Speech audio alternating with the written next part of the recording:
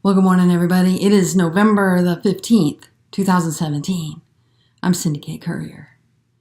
And I woke up really early this morning, and I don't usually turn the computer on until after I'm wide awake and ready to get to my day. I just like that time alone.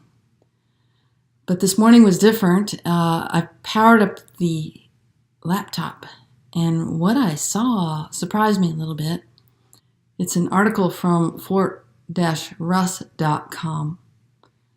Breaking: Zimbabwe coup general seizes airwaves, announces regime change. This is November 15th, 2017. Fort Russ News. Joaquin Flores for FRN. And I'll go ahead and read it. Harare, Zimbabwe. An anti-Mugabe sector of the army, led by General Constantine Chiwenga, has taken control of the main TV station in Harare, following threats that the military would take governmental matters in its own hands following Mugabe's dismissal of Vice President Mnangagwa. Mnangagwa has tremendous pull with the military and with General Constantine Chiwenga, as he played a major role in the country's liberation wars. With mounting pressure on Mugabe from the West, over the last decade and a half, it is unclear at this moment to what extent this plot also involves the United States. It is a complex situation to assess, because while the U.S. has stated its desire to remove Mugabe, inter-party disputes over succession are the apparent cause. Mugabe has not directly said that Mnangagwa is backed by foreign forces, only that he is ideologically not solid. Witnesses on the ground have informed international press, such as the AP and Reuters, that explosions and gunfire were heard in the capital, Harare. However, given these agencies' history of misreporting, it is unknown to what extent those reports are true. Given the appearance on television of anti-Mugabe forces, these may be factual reports. The general understanding being presented in Western press is that a coup is underway. The ZANU-PF website, the part which Mugabe heads, has not published its site since November 8th.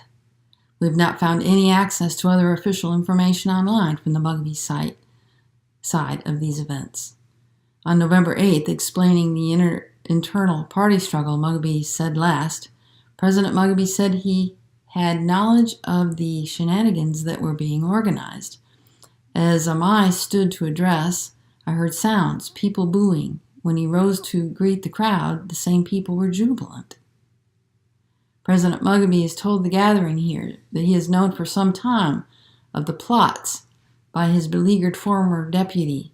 We tried to keep it away from the public eye, but on Sunday, all was laid bare, and we had to act. People were ferried from Kwikwi, using school buses to come and boo Amai and cheer Van Mnangagwa as a way of trying to portray him as popular. What led to the explosion of former VP Mnangagwa is what caused Mai Majuru to be shown the exit, said President Mugabe.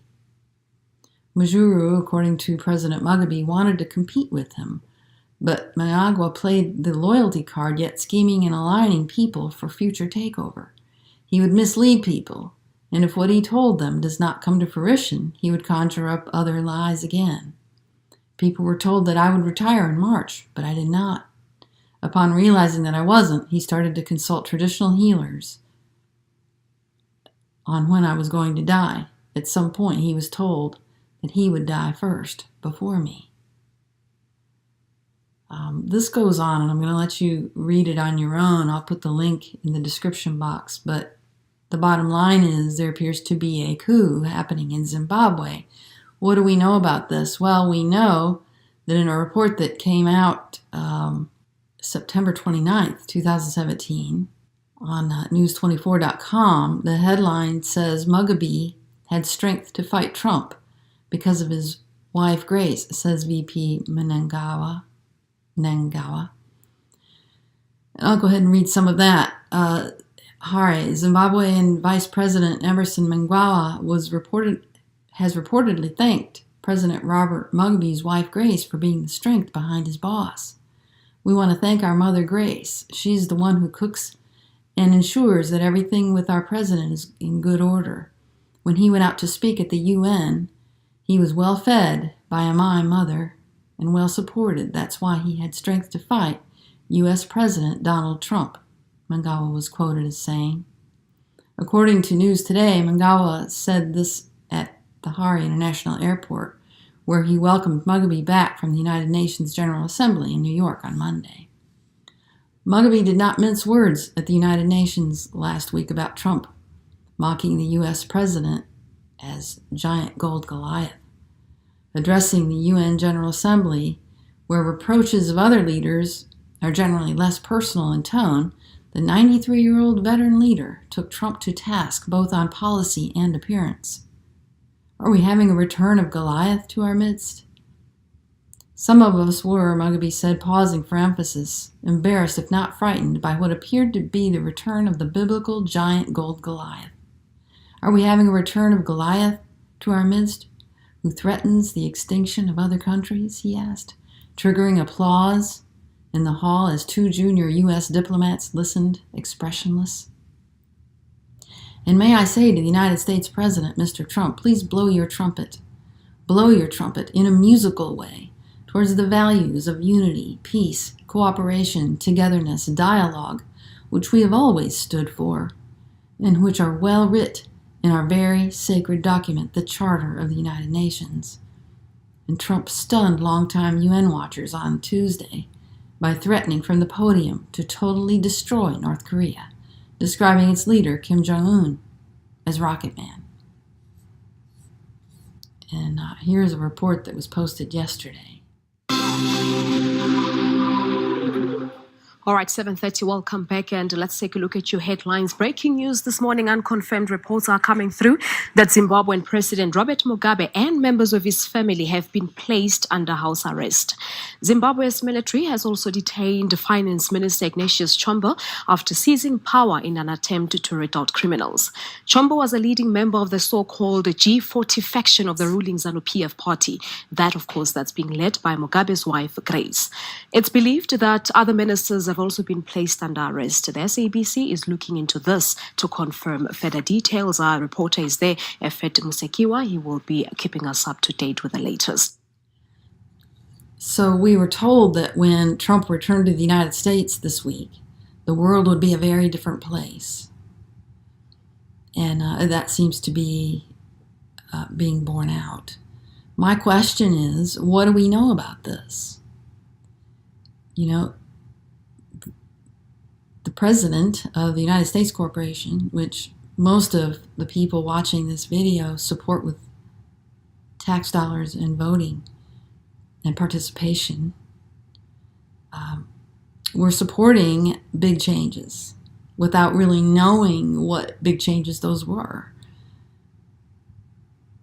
And so I want to say we need to know what those changes are. You know, we need to know what's going on. If those of you who are paying taxes and voting and saying yay rah, you know, for what's going on in the U.S. government, you need to know what's going on in the U.S. government, don't you?